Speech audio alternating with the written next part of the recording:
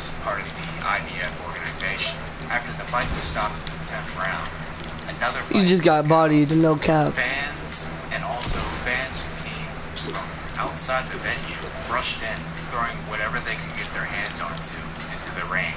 A chair flew and sliced Casimiro up. Then a flock of hooligans began to try and hit Casimiro as he was trying to get away. Just by a thread, he was saved by security and was able to get away. The IBF had to make an immediate statement regarding this incident. Robert, have you ever been shot? And Lazard, like with a BB or something? their organized fights. Bro, does that shit hurt? It hurts. Yes, bro. I got shot in the head with BB gun, like in the back of the head. Did you go to the hospital or what? No, it didn't go through me. Nah, yeah, neither did mine. Or, I had a metal BB go through my arm. Like it was like kind of through my arm. A metal BB straight. yeah, I got. Oh, bro, my teammate shot me in the back. Like he was literally right behind me, and he shot me in the back. And bro, that shit hurt. And I started crying.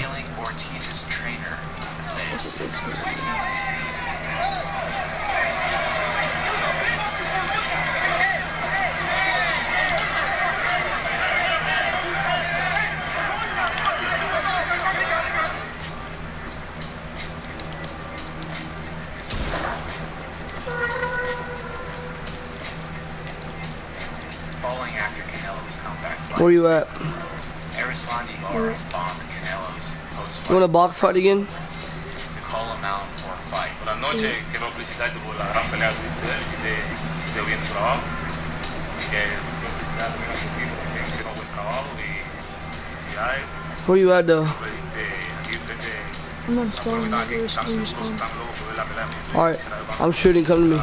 Oh wait, that is you. Obviously confused and irritated, questioned the media as everyone really wanted to see this fight. Come on, bro. In which no one responded. Lara's manager. Right here, right here. Canelo called him out for that as well. ¿Están locos por ver una pelea con él? Sí. Sí, tú eres su manager, ¿no? Tú nomás. That pickaxe sounds cool. Hopkins, Trinidad. Hopkins did the most savage thing for today's world. Which Some pickaxe? amazingly edgy shit. The first By one? taking Tito's flag Yeah. and throwing it down on the ground. But I felt having 2 titles stand in popularity here. But Alright, I'm coming back. for my 2 titles. How, bro? This game sucks, So I feel Gage. like why should I play second and just let this promotion be just about Felix Trinidad because so y'all gotta promote this. Gotcha. Obviously, this is going to offend many people, regardless of what country you take pride in. There's a saying, you make your bed, you sleep in it. Hopkins took this Oh shit, I'm good. and when it came to the press conference in Puerto Rico, many had showed up expecting Hopkins to apologize. Nope. Okay, buddy. He took the flag and threw it down. Bro. The flag had to be put down to get their attention. So I had to grab their attention. And grabbing their attention was grabbing the media attention. And grabbing the media attention was to do something that they never thought that would be done because it was bull. Knowing this may have been a huge mistake. I got pickaxe on stream. Hate my life. Make it out quickly. I don't know, bro. Fans were trying to go after him. You don't punch somebody in the face in prison on the street and say, I'm sorry. I wouldn't apologize. Or we can go if y'all No, bro. all hell broke out. The fight was won. How? Oh my gosh. At the Roberto. I'm literally 45 health. I don't know. I put the flag down. It was one because they let me leave to come and fight. In 2006, Mayweather challenged former undisputed champion Zab Judah. Early in the fight, it would go on Judah.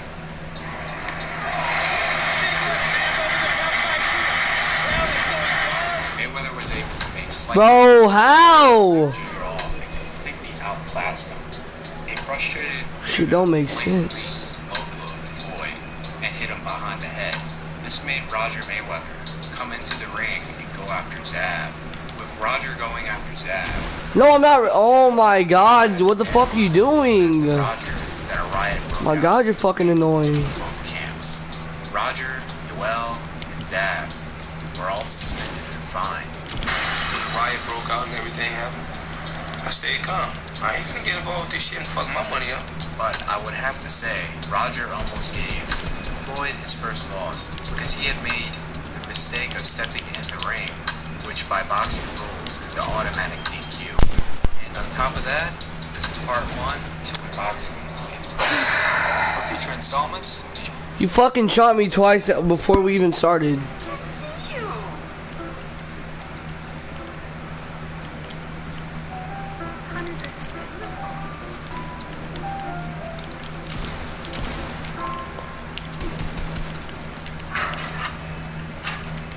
A fight is an emotional event. How are you hitting me for that much? Moment of combat exposing the heart and motivations of the athletes. Then there's Bro, your world is so dark I can't see you. giving into the visceral excitement and getting I'm done, I'm fucking done, bro. holding in front of How am I hitting you for nothing? So then it shouldn't be a surprise for those close to the fighters that they sometimes get caught up in those emotions. And when those loved ones are nearby, expect that to multiply. And as is often the case with raging feelings, sometimes they get the better of their friends, family, and coaches that are watching within arm's reach of the action.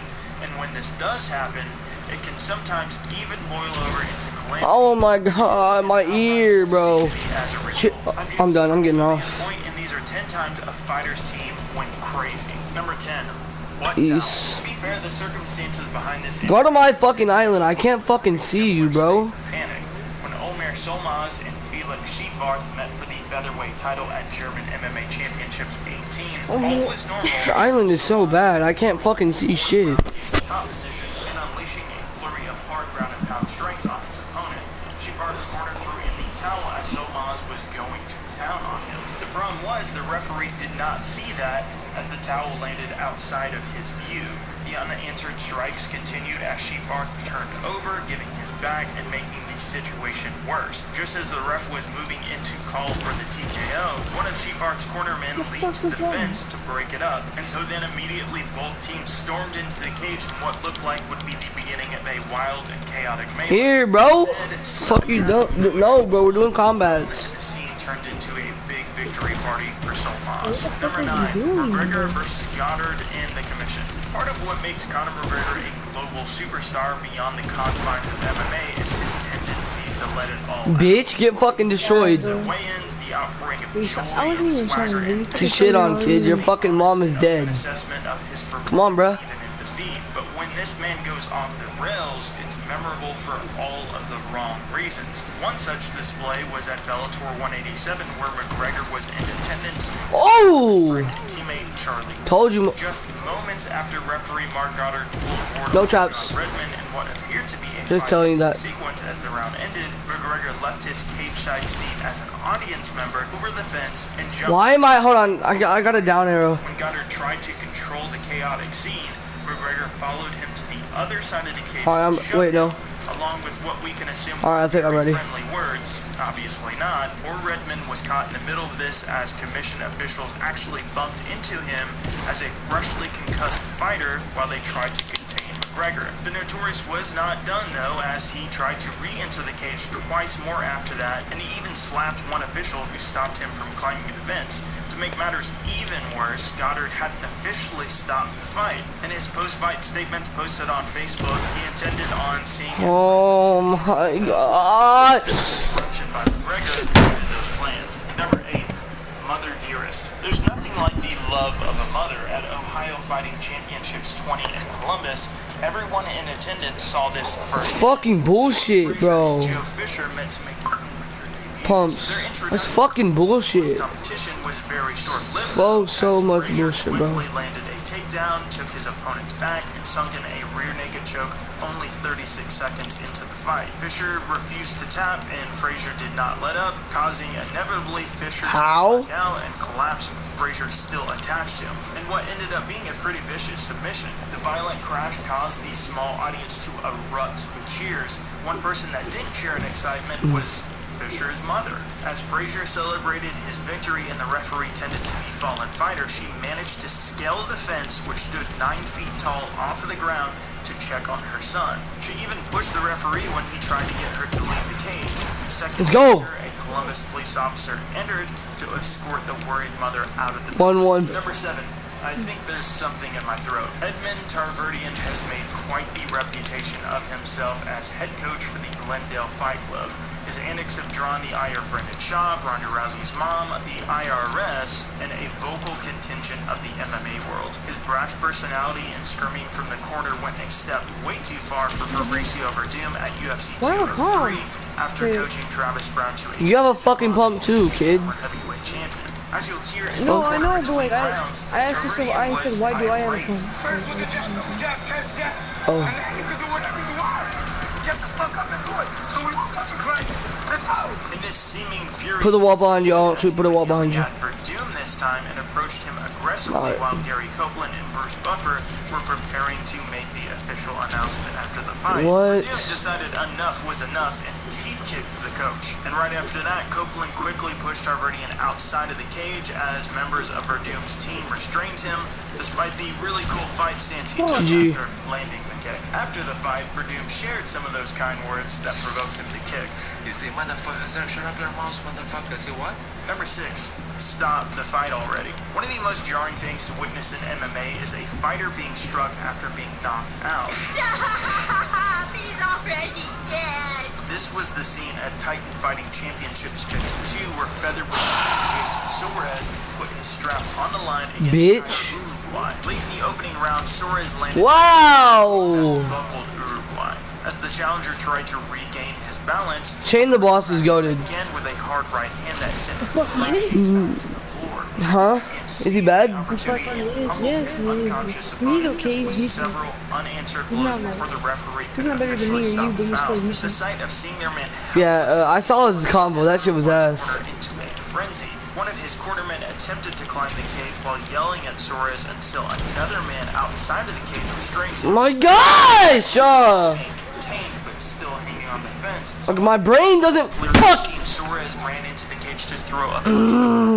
Commission officials quickly separated the woman from the opposing corner. Tempers still flared as the shouting matches between the two camps were accompanied by the backdrop of commentators expressing outrage at the ref for the late stoppage and the behavior of their respective teams. Poor Uruguay was still out cold during most of this ordeal. Number 5, Rock On. Tough Smashes winner Norman Park made his debut with Poland-based promotion KSW. Bitch, get fucking destroyed. Pretty heated with the two nearly coming to blows at the weigh-ins for KSW 39, complete with a live rock band behind them. The obvious disdain between the two, which also included an apparent fight during the bout, and also the close nature of that meeting set the two up for a rematch at KSW 40. The hatred reached a boiling point as Park once again was on the receiving end of Gamrot's vows as he poked him in the eyes twice. The second one was so severe that it was enough to warrant a no contest stoppage. This scene led to scuffles within the crowd before the tension returned to the cage. The two fighters continued to exchange words, culminating with Park shoving of Gamrot's cornerman, and another of Gamrot's camp responded with a What? I just lagged so hard. Park's jaw. No! Oh my gosh, bro, I'm lagging. Announcement was interrupted. I literally. Okay, here, let me show you something. Look, you're a fucking bitch. Gamrot and his crew. Crazy stuff. Let me show you something. I was right here. Sure. I'll wrestle. Right here, and then I. Nigga, stop. Can be thanked for this entry. Welterweight I was- Omar Nunes and Caio Silva met No, stop. Hold on, let me show you. I was right here, right? On my screen. I was right here. You edited down. in a guillotine choke at the beginning of the second round. Peace, I'm leaving. Nunes began to squeeze it tighter as Silva held onto a single leg. As the two hit the mat, Nunes pulled guard, and the choke was incredibly tight, and Silva quickly stopped fighting it. To everyone watching, it was clear that he was completely out cold. The clueless ref stood there just watching and even lifted his arm but didn't stop. What are you fucking doing, bro? Caio's brother, Alright, bro. also a light heavyweight fighter, jumped into the cage to knock the ref aside and break up the choke by pummeling Nunes. And so, as you can guess, a near brawl ensued. Of course it did. And not surprisingly at all, the ref was not a real ref. Jorge Gomez, who oversaw the bout, is a fighter who came to the event as a spectator and was asked last minute to step in to officiate the fight. He was a former opponent of Nunes, who himself was a victim of a chokehold defeat. Go figure. Number 3. Don't mess with Henzo. The Gracie family is no stranger to extracurricular conflict, as evidenced by their many controversies outside of sanctioned fisticuffs. Just look no further than Eddie Bravo and Hoyce's beef, and the Lucha Libre brawl, which almost made this list. But for right now, we're going to focus on Nate Marquardt's pancrase bout versus Henzo Gracie black belt Ricardo Almeida. Almeida turned a Marquardt double leg takedown out of a scramble into a guillotine choke attempt from pulling guard. After a slight struggle, Marquardt finally tapped, and the referee went in to pull the two apart. Almeida himself wasn't exactly in a hurry to comply and left the choke in as he stuck his tongue out to pose for the ringside cameras. Understandably, Nate the Great was not happy about this and decided to punch Almeida in the face immediately after the hold was released. Henzo, who is already right there to celebrate with his student, retaliated by kicking Marquardt in the face. Why can I not build? He moved in to separate the fighters as an exhausted Marquardt looked rather helpless on his back, with members of Almeida's team angrily heading towards him. Fortunately, the situation was contained and cooler heads prevailed, while Henzo went on to partake in several more unsanctioned street confrontations in between sporadic appearances in competition. Number 2. Brothers. Under the tutelage of his adopted older brother Ken, Frank Shamrock became one of the early stars in MMA. Training in modified catch wrestling with Ken's Lion's Den team, Frank showed lots of submission prowess to eventually earn an interim King of Pancrase title. After a falling out with Ken and the Lion's Den, Shamrock enlisted the kickboxing talents of then UFC champion Maurice Smith and AKA founder Javier Mendez, along with decorated judoka Tyoshi Kosaka, or TK, to round out his game. This new and improved version of Shamrock would have an epic battle with Enson Inoue at Vale Tudo Japan 1997 that would take both men to their limits. Growing clinches and ground battles would later make Frank cite this as his toughest fight ever. So imagine the relief Shamrock felt as Inoue succumbed to the clinch strikes and ground and pound to end the bout. But also imagine the opposite feeling from Inoue's brother Egan, who rushed into the ring to throw a flying knee at Shamrock and send him into the ropes. Maurice Smith was restrained from getting to Egan, and both camps surrounded the two, hoping to protect their man, resulting in an awkward stalemate while security seemed non-existent. Maurice can even be audibly heard yelling back off to the opposing team.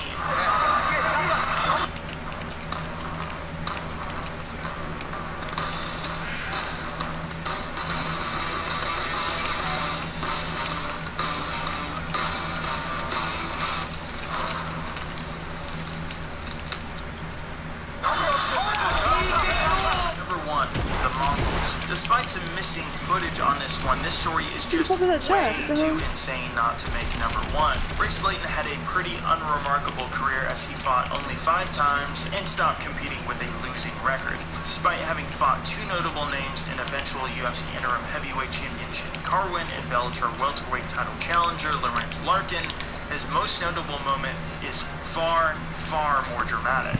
Slayton was not only an MMA fighter, but was rumored to be an enforcer in the infamous Mongols Motorcycle Club, one of the groups that inspired the fictional group the Mayans of Sons of Anarchy fame. Dozens of Mongols members were in attendance at Ultimate Athlete 2 as Slayton fought Leo Pavlushkin. When Pavlushkin was on the business end of Slayton's illegal knees to the groin, his motorcycle club friends got agitated at the officiating and began causing a scene.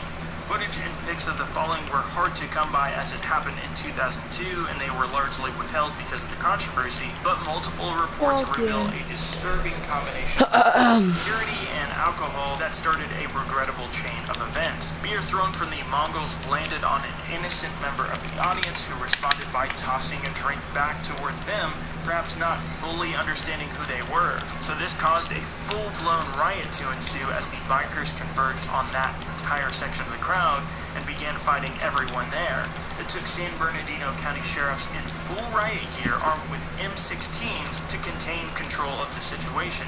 When the smoke cleared, blood reportedly covered the arena floor, with at least one man being stabbed. The rest of the card was canceled while the remaining fighters were clearly out of the building, and Slayton versus Pavlyuchin was officially ruled a no contest. I'd like to give a massive thanks to the writer of this list, Anthony Walker, who turns out to be pretty good at this whole writing thing. Follow him on Twitter at AntWalkerMMA, and also a really big shout out to our video editor, Max Randall. He's our lone representation in New Zealand and England, sort of. Anyhow, he's a great video editor. Follow him on Twitter at Max Randall. Thanks for watching my list, guys. If you enjoyed the video, subscribe and like. We upload at least 3 videos per week about MMA. It really helps us out when you do so. If I miss anything on this vid, let me know in the comments, and feel free to follow me on Twitter at JasonTheHeart, or follow the official channel account at OnPointMMA. Thanks for watching so much, and I'll catch you. Keep dropping because you're scared.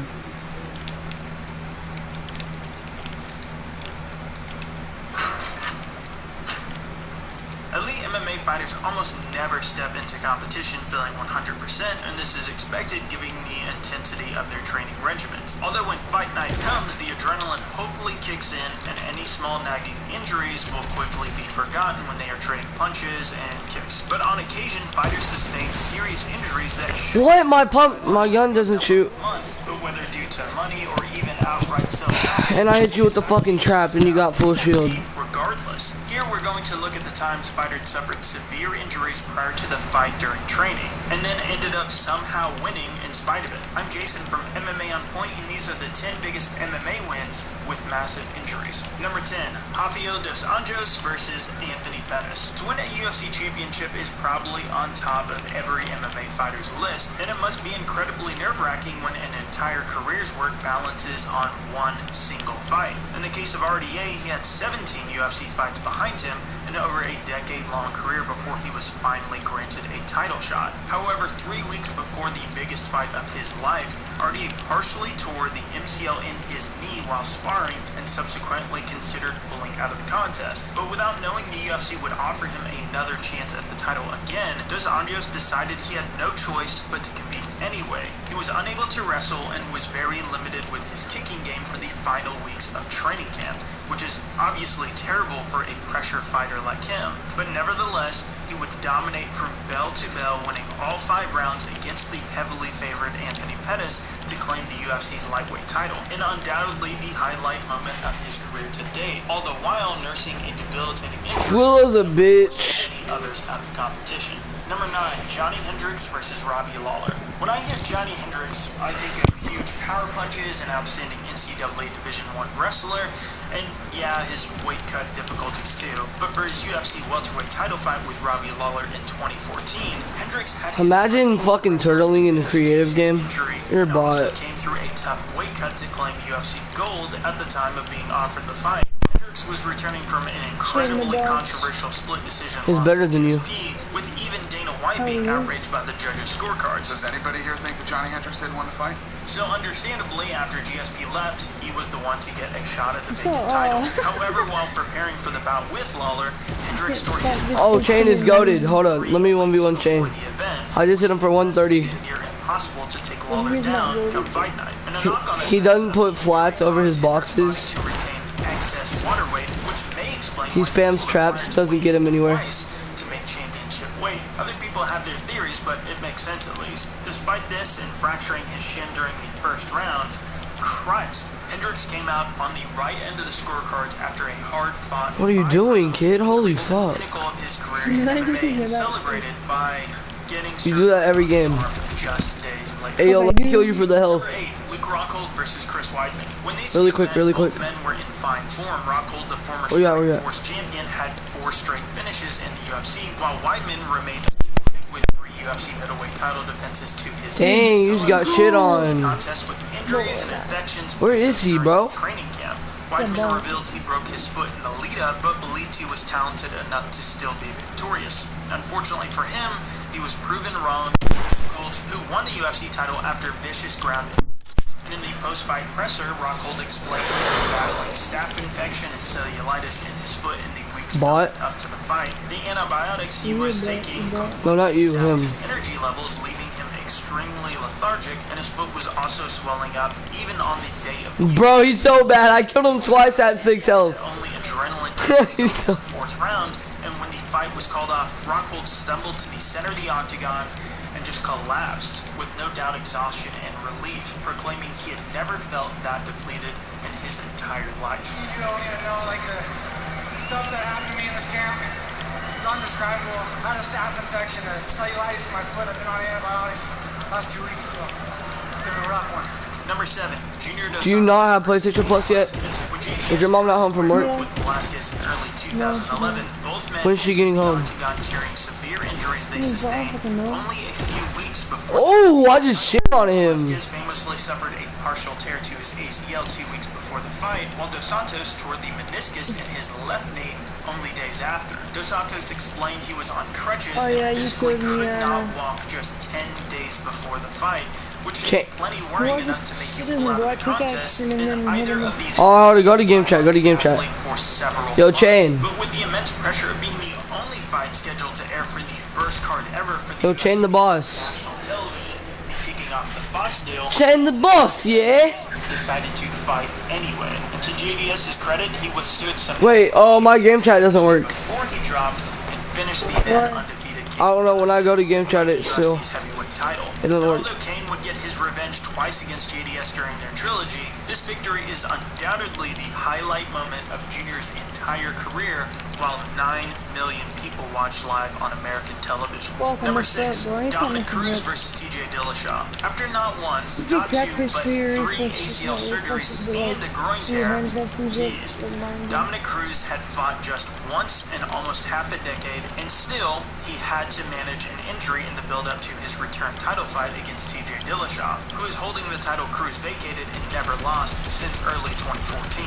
Throughout the training camp, Cruz had to deal with plantar fasciitis, which is a severe strain on the connective tissue that supports the arch of your foot, and this condition makes regular tasks like even standing or walking extremely Chain's better than in rare this. cases outright impossible. And considering the former champion has perhaps the most unique footwork in the entire sport, an injury that You shit on, bro. You actually just got fucking destroyed, honestly. successful, but some You're fucking trash, kid. return against one of the then top pound-for-pound fighters in the entire sport and battle through a severe limp Really are. championship rounds to enter a tight split decision in a highly competitive matchup to win back the bantamweight title and cap off a monumental comeback story. Who's had their resolve Seemed like a free throw last night.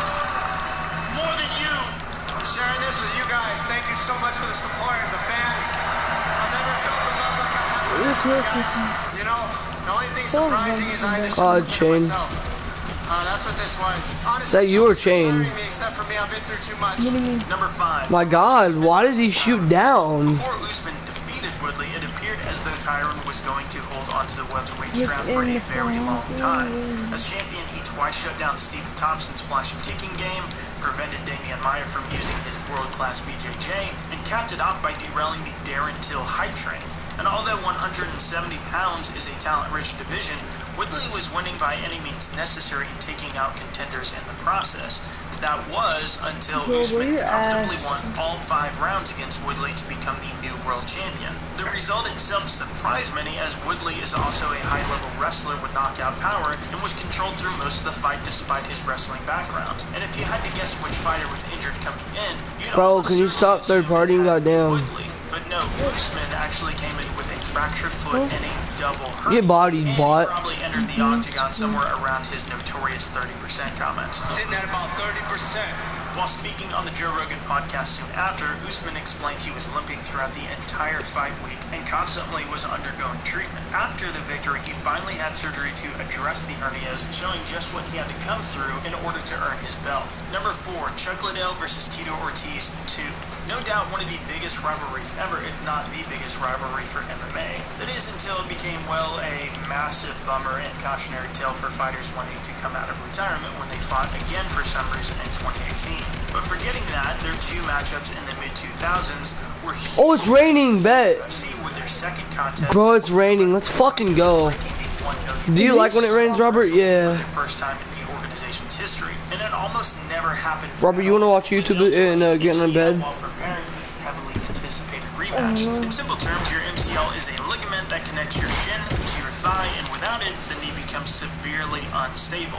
Not to mention the pain that comes with it. But ever the company man, Liddell persevered to headline the card.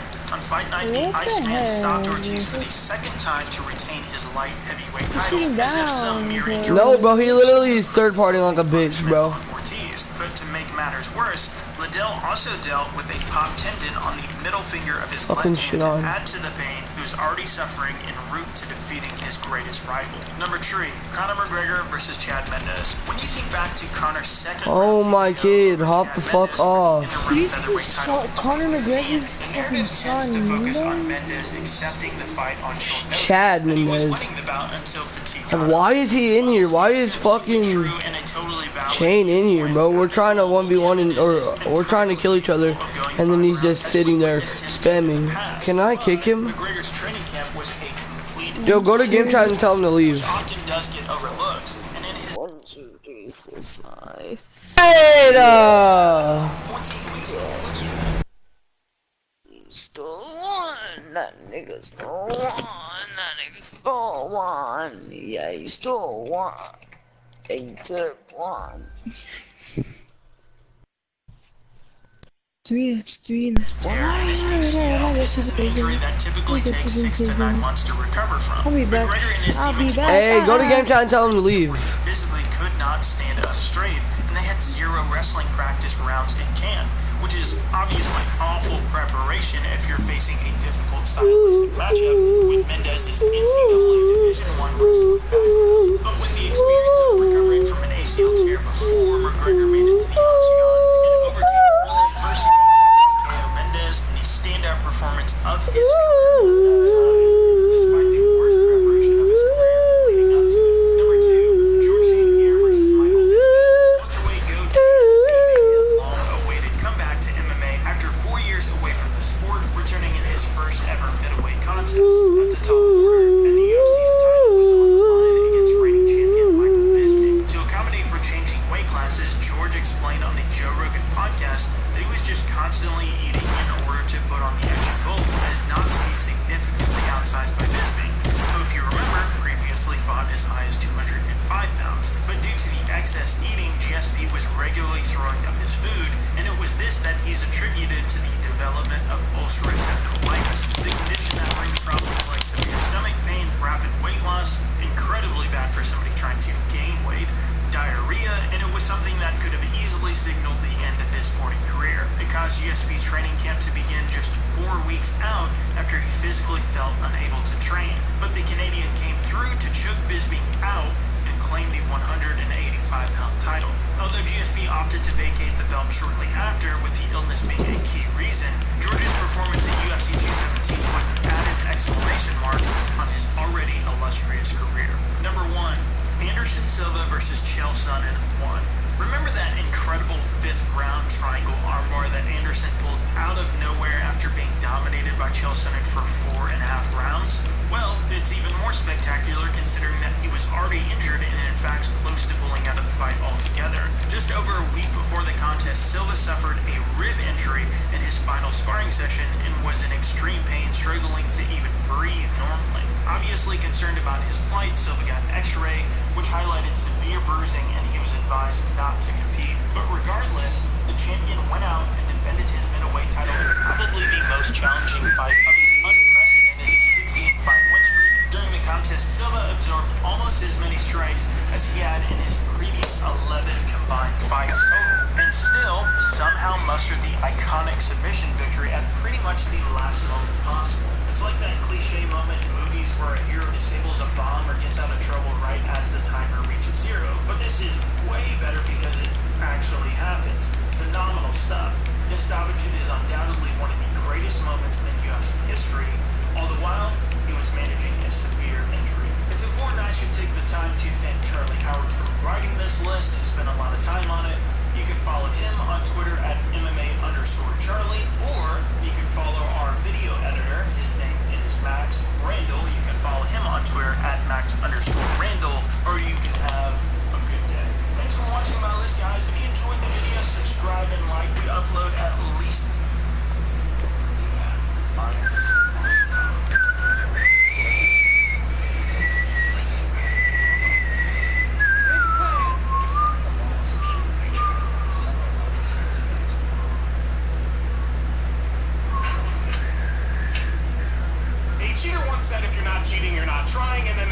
clearly cheated at something. The MMA world is subject to this guideline as well. We constantly see fouls in mixed martial arts. Cup shots, cage grabs, eye pokes. Oftentimes these fouls are of no real consequence, or the referee just puts a quick stop to them. But in today's countdown, we'll be focusing on those fighters who very cleverly got away with some cheating, whether it was intentional or not. Look, there's no way to prove some of these fouls were committed on purpose. Others are very obviously on purpose. But what matters here is the result, and results are what these fighters got. I'm Tommy from MMA On Point, and these are 10 fighters who cleverly got away with cheating. Number 10, Daniel Cormier, UFC 210. Our first